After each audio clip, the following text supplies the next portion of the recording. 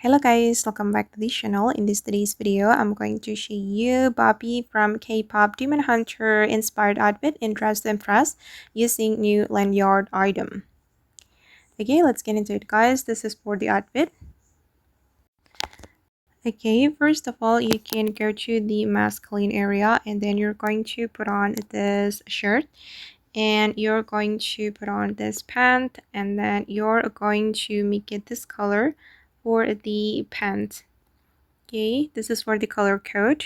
And then for the texture, you're going to make it matte. Okay, oops, sorry. Make it matte, and then you're going to put on this jacket. And for the jacket, again, you're going to make it matte for all the selection. And then you're going to apply this gray color, the same gray color for all the selection. Okay, just make them all gray like this.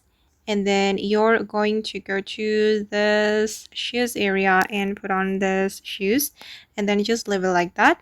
And then the last one, you're going to go to the dressing room and then go to the coats item and you're going to put on the lanyard.